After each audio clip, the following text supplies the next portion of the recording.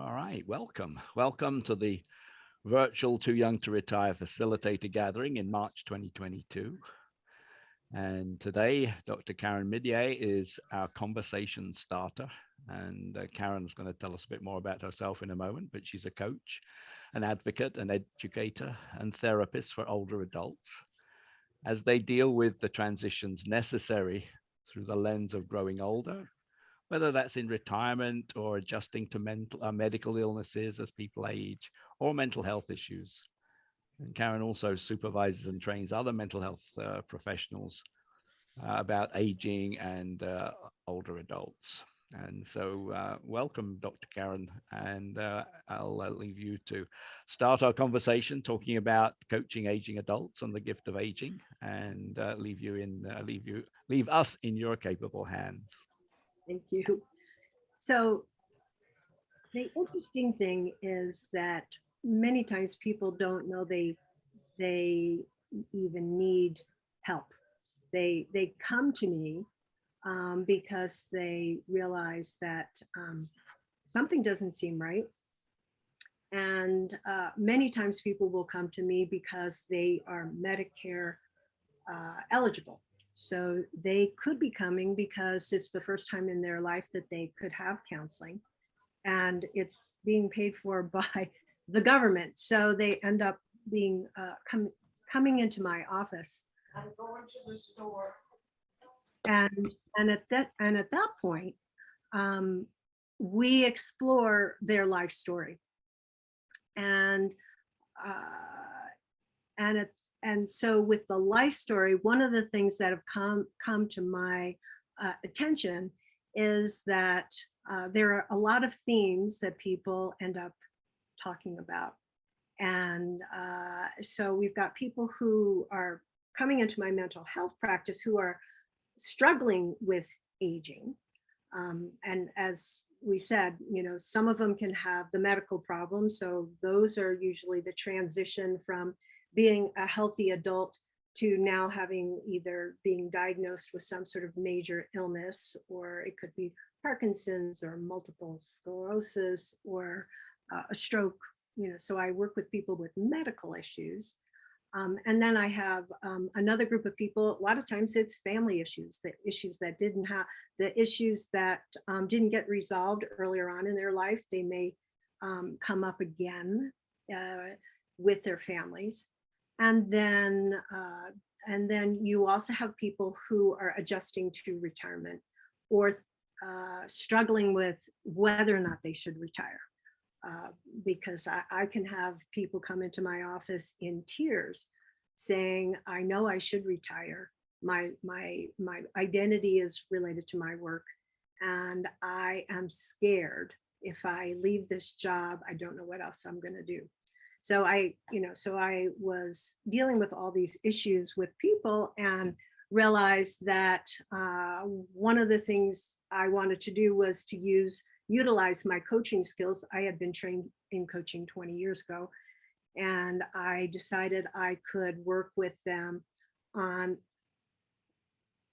preparing for the transition to retirement so that they would not come into my mental health practice. My goal is to get people before they come into my mental health practice and not have them end up having a diagnosable condition, which sometimes people do. So I have people who have struggled, who are now successful in their adjustment. And I've got some stories of people who are thriving in their 80s because they were able to work through the issues that they had so that they can happily determine the kinds of things that they want in their life so they can live a long and healthful life and be happy when the time comes for them to be ending, as best as you can be when that happens. But I also do a lot of end of life work. So that's when you work with aging adults, that's part of it. So when I was talking about doing the talk, it was on the gift of aging, because a lot of the times, one of the things we talk about is what what do you learn throughout life that really can help you adjust to life as you get older? So many people have this fear about getting older. They're in denial that they are older. You know, they'll say to me, "Well, I'm not like that person over here who is older, because, you know, my vision of an older adult is my grandparents who were really old, and I'm 75 and I don't feel like that." And in this world that we are right now, there are many people who are uh, technically older. They don't look older. I'm going to be 70 in May.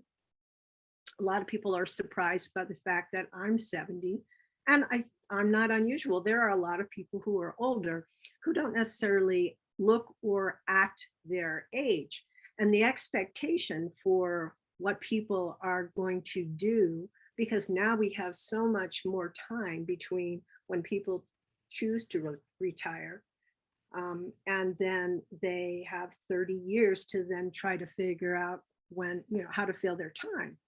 And then they also have the life uh, challenges that we all have in our lives that we have to continue to adjust to or deal with. You know, tragedies, losing friends, sometimes illness.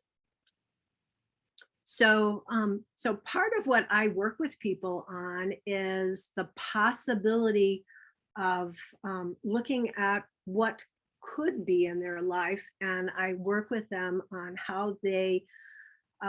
One of the benefits of being older is that you can let go of all the shoulds and have tos um, that we are taught.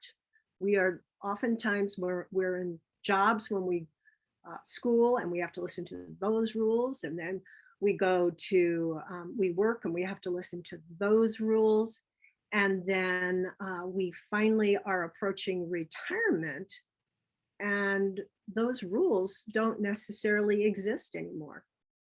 And so at that point, there's this uh, nothingness, or um, this space that people have where they can try to figure out, you know, what it is that they really want to do. So when they come to me, a lot of times it is because they don't know how to figure out what they want to do. They don't know what is important, or they're being tugged by what they think they should do as an older adult or a grandparent, and yet they're not quite sure, you know, if that's really what they want to do. And so there's a lot of emotional conflict, sometimes anxiety, and sometimes depression, which is what I get into with them. So I work with people on helping them know that aging is opening up possibilities, and that they really have to look at what they really want inside, and not do what they ought to do or what they should do or what their parents told them or what their kids want for them to do. Um, that and this is oftentimes one of the things that is the first time that people actually take that time to sit down and reflect and try to figure out what it is that they want. Now, one of the first things I do with them is to have them begin to, you know, put those shoulds aside and to really look at their life story. And I really do think life story and life review is an important part that we all can we can use to help us explore the things that we have learned in life, what things that the wisdom that we can bring from those kinds of experiences, and then we look at what it is that they want to do in the future. And is it something that they need to learn something new for? Is it getting some education? Is it uh, spending more time with grandchildren because that is what is their value as family? Or is it something that they might want to do, like start a new business? So when you say too young to retire, I'm not sure of what you guys do in terms of how you work with people to, help them, go through their path. But for me, I kind of blend things because I am a psychologist and a coach between my mental health world and my coaching world. Um, I I have to be more careful about how I do my how I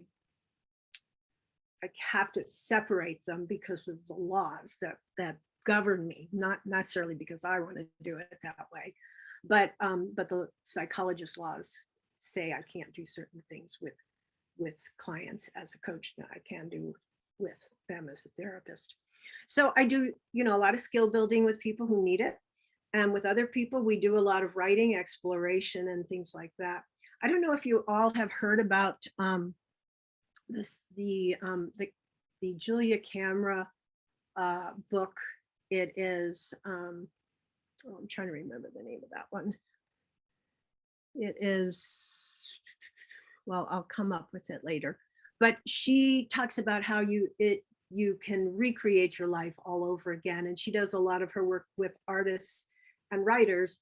And she does morning pages where you write every morning for 3 pages, handwriting, not computers, where it helps you be in touch with yourself so that you can begin to really look at what's really important to you and clarify things. And so we do things like that in my sessions, and we bring that into my coaching. So there's a lot of personal growth work that can happen in aging. And when people are realizing that they have the opportunity to recreate their life all over again, they can begin to become excited, because now all of a sudden they are not in the world of shoulds, but they're in the world of choice and wants. And so for me, when I work with people, I get them to begin to look at the small little things they can do just to change their lives. It could be putting the advantage of having structure versus the advantage of just being able to go and write or do your art or whatever it is that you're wanting to do first thing in the morning. A lot of my clients get lost without the structure, and so we put in ways for them to build structure into their lives, because it's like somehow they don't have a boss that told them what to do anymore. So now all of a sudden they realize, well, there were some good things that I learned when I was in the work world. How can I adapt that now that I don't have that external structure? I have to develop my own internal structure. So we look at what are the silver linings that they have and get them to write them down, because so many times what we do is we pay attention to the negatives and we don't pay attention to the positives. And so helping people figure out what their strengths are, what are the things that bring them joy, where their energy is in their daily life, so that they can pay attention to the kinds of things that bring them purpose, or at least energy, so that they can begin to develop their purpose if they're not clear on that. And so aging means that it's just never too late to learn or start all over again. And that is part of what, to me, is some of the beauty of getting older, is, you can, it's like being. I go and speak to my friends' kids because they were in the same school. Yes. And so when you're beginning to rethink what you want to do when you create your life all over again, it's like being an adolescent all over again, but with a lot more knowledge than you had when you were an adolescent. As an adolescent, you didn't know who you were. You didn't know what your gifts were at that particular point in time. But when you're older, you realize I do have these certain gifts. I may not have been doing a lot of these things for a long time because I was living my life, raising my kids, working my job, and I put them to the side. But now all of a sudden I can begin to rethink, what is it? What is it that's gonna fill me up when I go to the next phase of my life? What will help me feel like I have meaning in my life? Why am I here now? Because, so that's where people get stuck. I don't know what I'm going to do and I need to figure it out. And if I don't, um, you know, I don't want to just take up space. So, so some of the things that we work on is, because some of the myths are that older adults can't learn, that, or sometimes they think they can't learn. So we work on helping people take small steps to learn new information of things that are of interest to them. And it could be taking a class at, there's something called the Ollie Center, which Center for Lifelong Learning. It could be taking a course on Coursera. There's a number of, well, these days they have master classes in all sorts of different things. So it's so much fun to be out there if you can navigate the internet. Now that is sometimes a challenge for some of my clients, but I have clients in my 90s who have been able to manage and do all those things too. So I don't think 60s, 90s, doesn't matter. If you're going to have a problem with technology, it can happen at either end of the spectrum. I usually will give some of my clients, I have a consultant that I use to help them when they're struggling with their technology. The other thing is I work with people to help them recognize that they don't, one of the beauties of being older is that you don't have to be perfect, that you can try things out, and you have to get used to starting at the bottom, like learning tennis, and you can't hit the ball.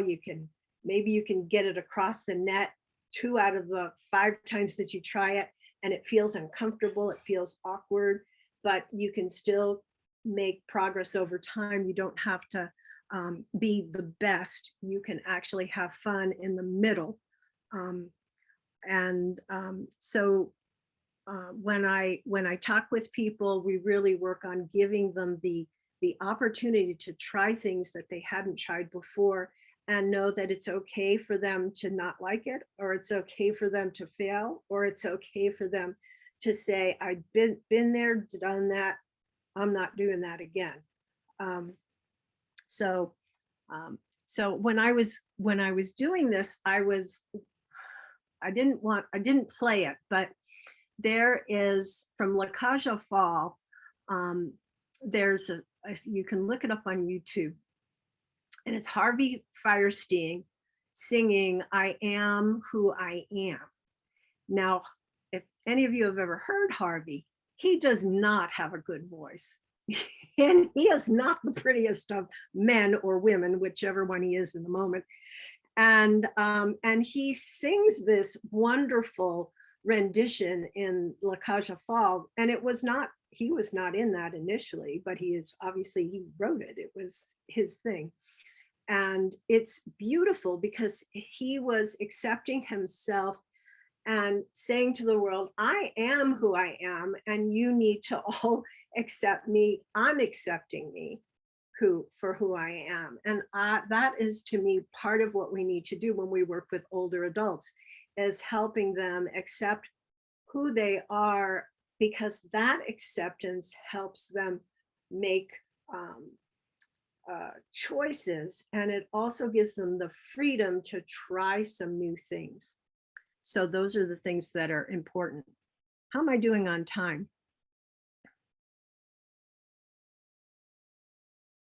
We could probably bring it to a close fairly soon, give us people the opportunity to ask some questions and some reflections. Okay.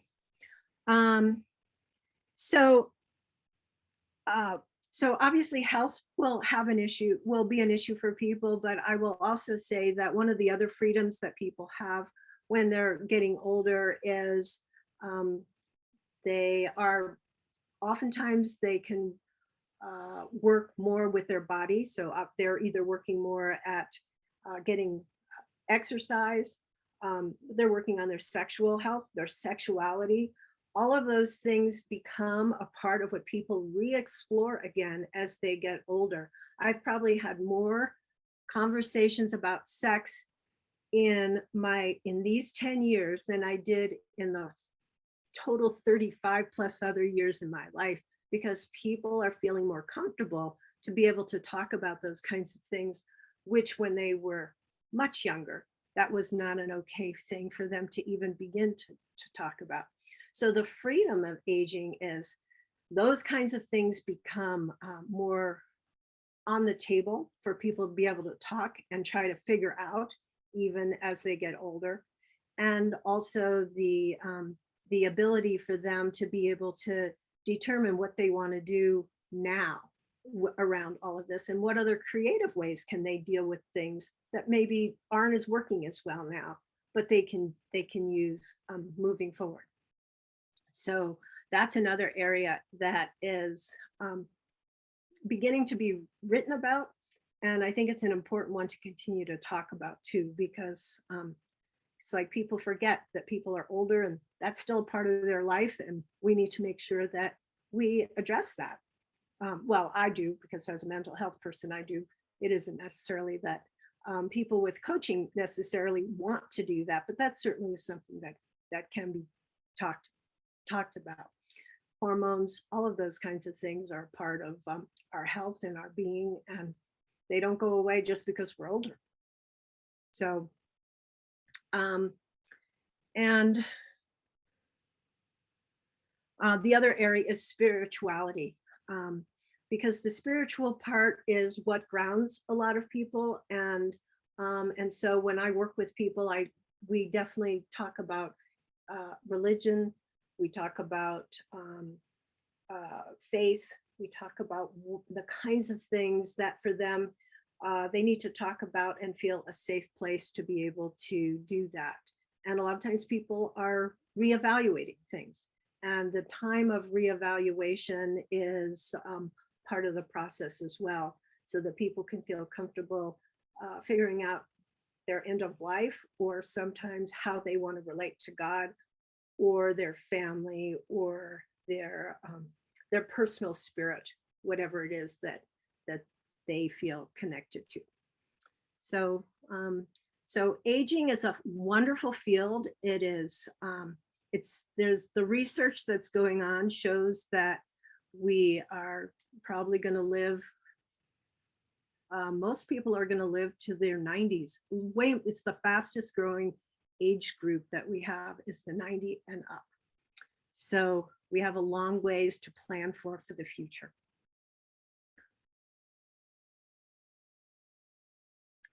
So any questions?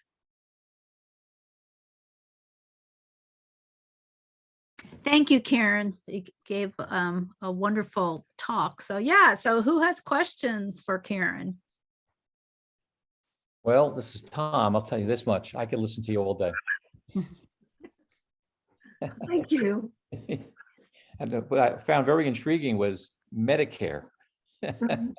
So you, who can accept Medicare? I mean, you're a medical professional. I'm a right? psychologist. Psychologist, so you're doing another, right? So if I have a client that has some issues, and it sounds like you could help them, I can refer them to you. You can, if it is in the 22 states that I can practice in. Ah, So it's each year they're doing more and more states. I think New Jersey just became a state just within the last couple of months. So I'm what's called a SIPAC provider, and so there are 22 states at this point, and it's growing, that I can work with people. all right, we can talk about that separately. That's a very interesting concept. How about Vermont, just off the top of my head? I don't know about Vermont. That one does not ring a bell. Sign up for Okay. A lot of old people up there. Sometimes I do my coaching so I can kind of fudge that way. Because I work with somebody, a former CEO in Wyoming, and he's a coaching client because Wyoming is not a SciPac state. You mentioned that there's certain things you cannot go into in the area of psychology, that you're prohibited from. It's more that psychology and coaching have to be two separate entities because of it has to do with laws and ethics in psychology. That's just the way it works. Two different professions. Mhm. Thank you. I see Peter there has his hand up, and Peter, if you want to unmute yourself and ask your question. Hello. My name is Peter Wamala. I'm based in Uganda. I did the Too Young to Retire facilitation like 4 years ago. And the questions I find in my area are mostly about investment. How people who are now in the active working age, what is the best way for them to invest their resources, for them to plan for financial retirement? And I'm not really competent in that area. Mhm. What would you advise? Thank you. Well, I'm not competent in that area either. So I can't help you with the financial part of retirement. I usually refer those people to the financial planners. I can give them, some information, at least in the United States, about Medicare and Social Security and things like that. But the financial part is really not my area of expertise. Thank you very much. It's a good point you brought up, Peter, because and Thomas, because as a coach or as a therapist, there are certain things that you have expertise in. And so knowing there's certain people that you can refer to, like who are the financial planners you could refer your family, your friends, your colleagues to. So it makes you think of, who are those people and getting a little list together. So good questions, Thomas and Peter. Thank you. You might want to. Thank you. Yeah.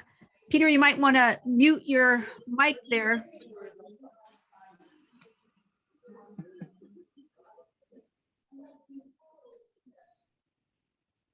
Who else has a question? Patrice. Hi, Karen. I found your talk just fascinating. Just like Tom said, I could listen to you all day. So thank you so much for presenting. You're welcome. Yeah, one of the questions that I hear sometimes from my meetup is that retirement is very different if you're single versus married. And what I'm hearing is single people really have difficulty building community or having a sense of community in retirement. Oftentimes, their friends were involved, when they were working. So I don't know if you have any examples or stories of married versus single people.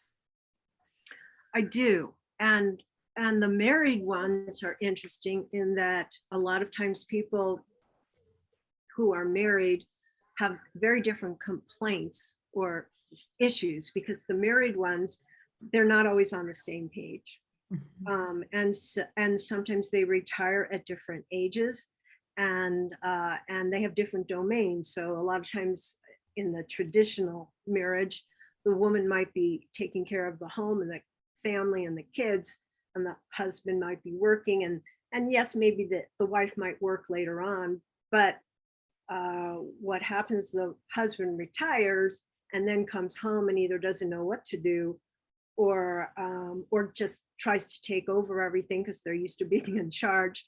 And so there's a lot of conflict that can happen in families around all those kinds of things. So sometimes I get those kinds of problems, and we have to help people readjust and learn how else they can do things differently and what roles they're going to play, and not just assume that just because you retire that everything is automatically going to be figured out.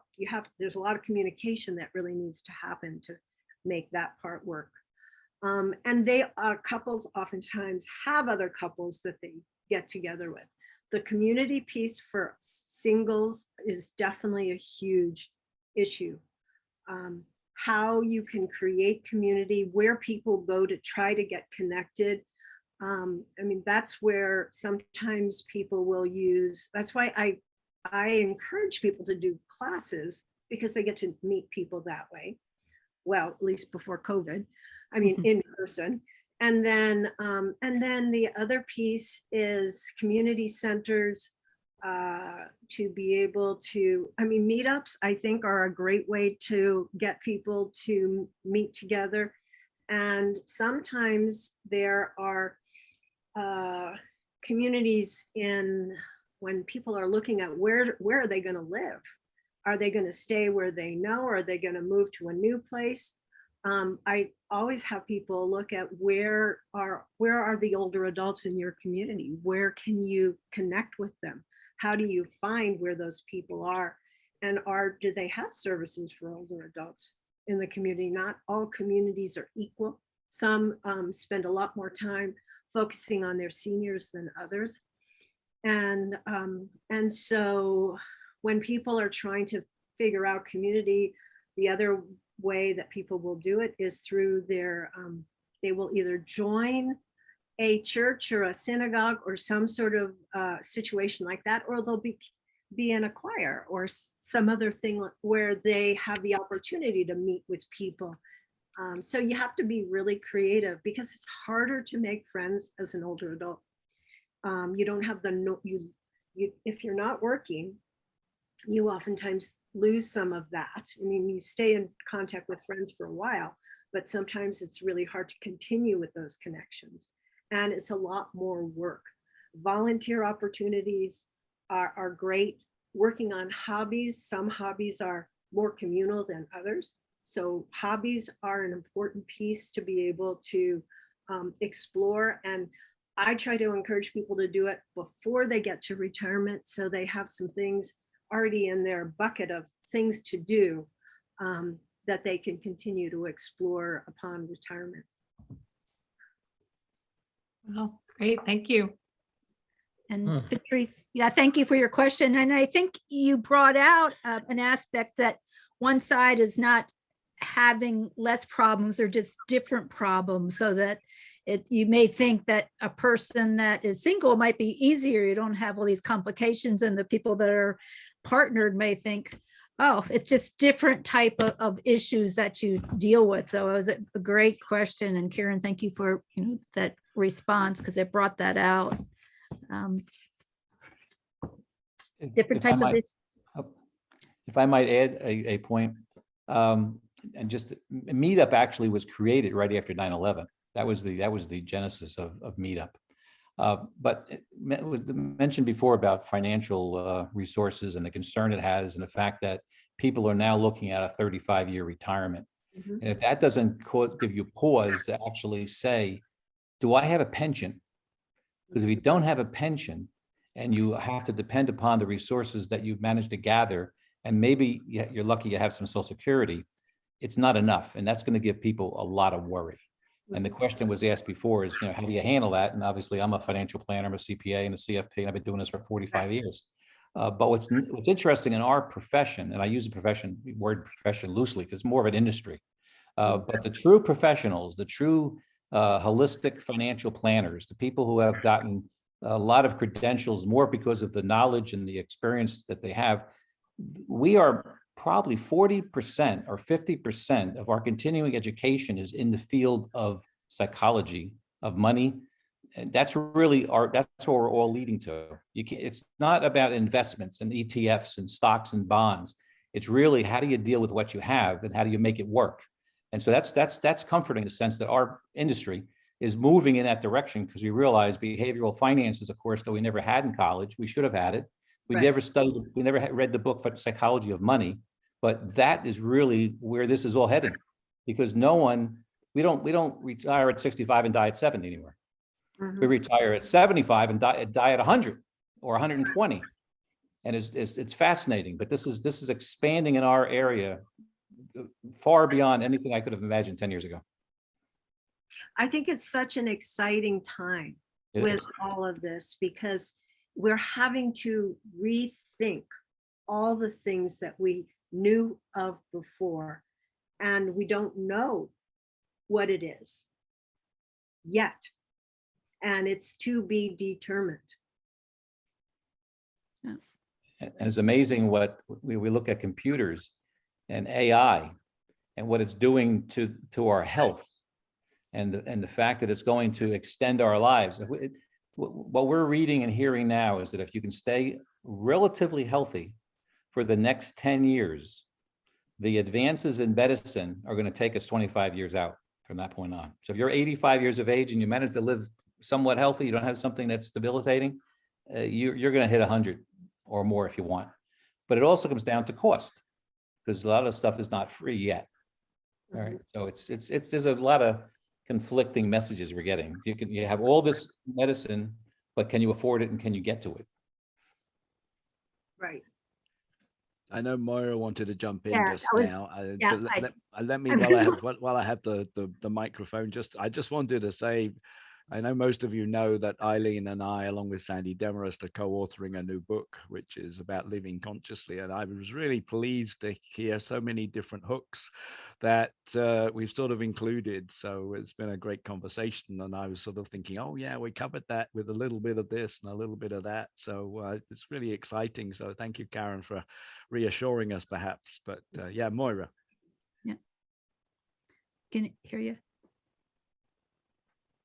Can't hear you. Sorry, I told you I was zoomed out tonight. Thank you very much, Karen. It's so interesting, this whole thing, you know, it really is. And what comes through to me tonight, listening to us all, is the fact that we're dealing with so many generations of old. Mhm. And what's true for one isn't true for another. And I've just revisited and reread, and I'm just absolutely mind boggled by it. Is this one? I'm sure you've all read it because it's just such basic. But it's 25 years since Zalman Schachter Salome wrote this book. But from aging to saging, Paul, I'm sure you've read it and so forth. But there were just going through that, you know, and the way he couched it, you know, 25 years ago, I think we could all reread it. And one of the passages that I really, for me, is just so important when he talks about we don't have exactly what you've been saying, Karen, you know, we don't have the boss who's telling us what to do and nobody's set it out for us. And he talks about eldering. So it's the upper, you know, as you were saying, the fastest growing demography is 90 plus, but it's the upper part. But he talks about the 5 M's. Do you all remember the 5 M's that he talks about in his book? The role of seniors and what these 5 M's are. And I just thought it was absolutely mind-boggling. So I shall just tell you what he says.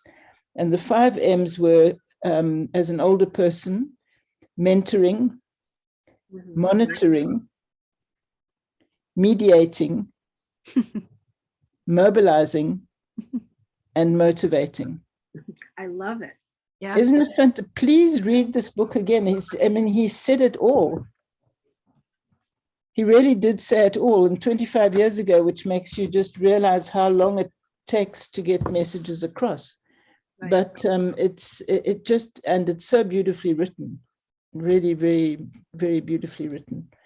So I feel like all of you, it's an extremely exciting period, and we are real pioneers in this period, waking up ourselves, and also getting into the habit, for me at my age, of talking about us instead of them, because I'm one of them now. And I think that's also quite an important aspect. Well, Thanks, Maura.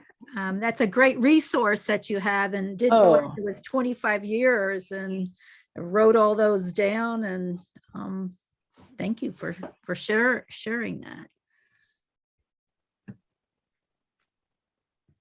Anyone else have any more questions for Karen?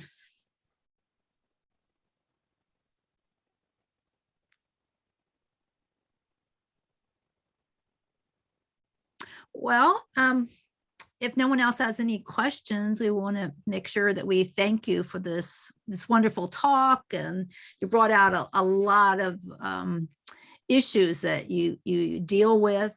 And I wonder if you could tell everyone how we can reach you. What's the best way? And The best way is my email is Karen@coachingagingadults.com. And that's probably the best way. And I certainly have a phone number. It's 303-944-5616. That's my cell.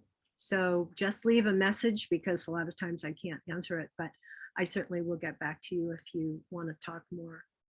And I will say that it was a pleasure to be able to talk with all of you and to get your take on things.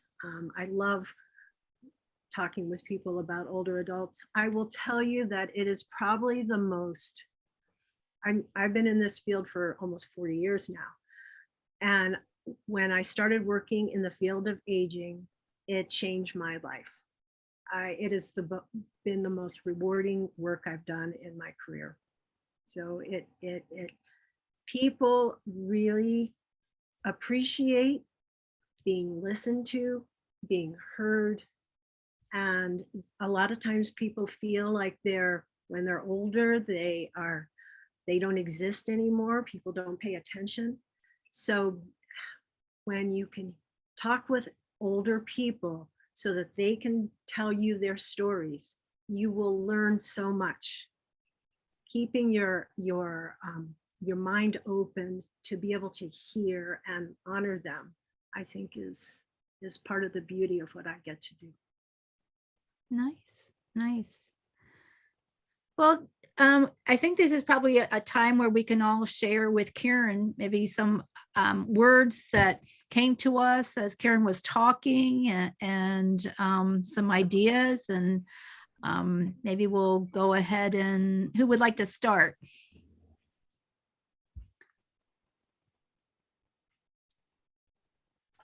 I'll start. Okay.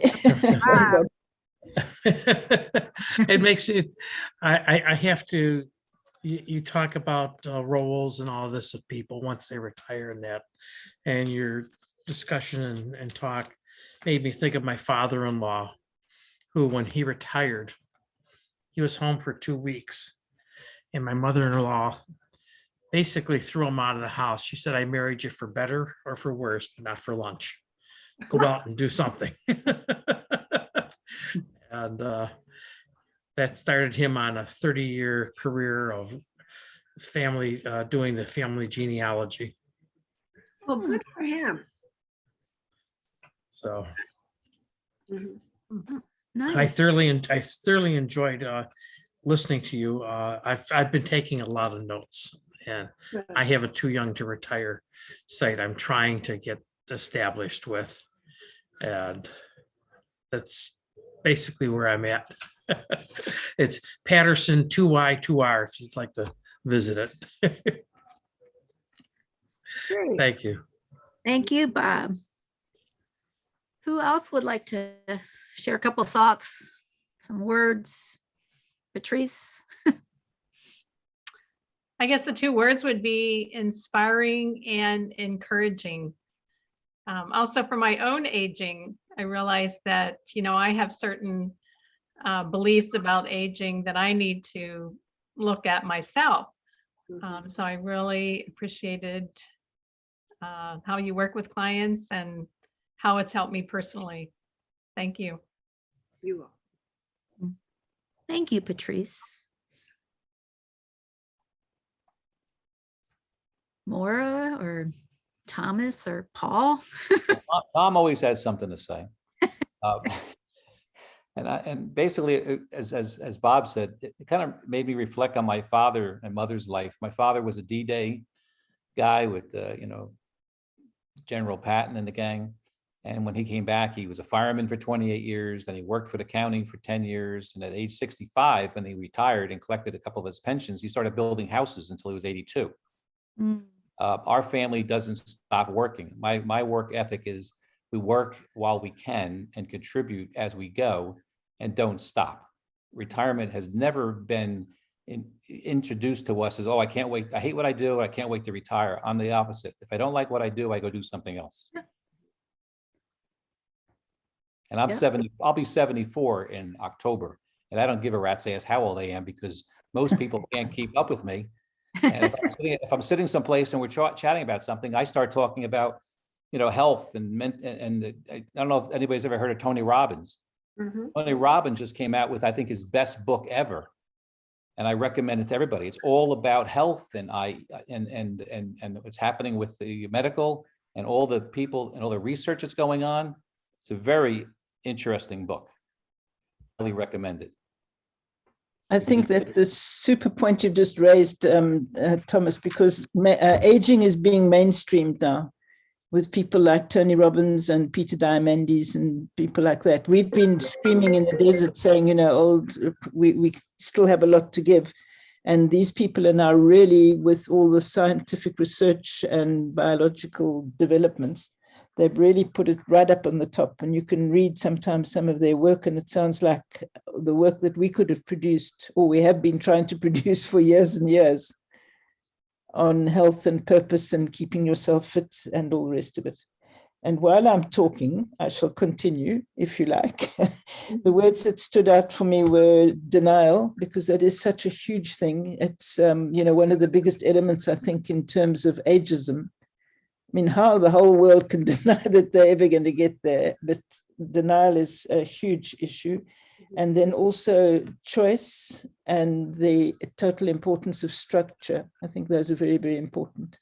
And I was very, very happy to meet what was the fellow from Uganda, Peter, because I'm also an African, and I would love to talk to Peter at some stage. Nice. Thank you. Nice. Yeah, thank you, Moira. And if you need Peter's email, I can provide it. He did our course a couple of years ago now, so glad to see him today, if only for a short time. For me, first of all, thank you, Karen. This conversation was superb. I loved it. That was the idea as a conversation starter, and we've had some great conversation. It just reminds me really, and Eileen and I and Sandy are very engrossed in writing this book right now, but this is such a rich topic. There's so many facets to it, and it's very broad, and yet sometimes we need to select one area and delve down a bit deeper. But it's a rich topic and a wonderful conversation today. So thank you, Karen. Thank you all. I just wanted to add a thank you again to Karen and to Paul for having you on as a speaker. And one thing that came to me, Karen, was that you seem so warm and genuine. And I think any person that worked with you would really benefit because, you talked about listening and being heard and seen. And I watch sometimes a variety of movies that are focused on middle age. And I happened to see one the other night, which was called Revenge of the Middle Age Wife. But in this story, her husband has an affair and she feels invisible.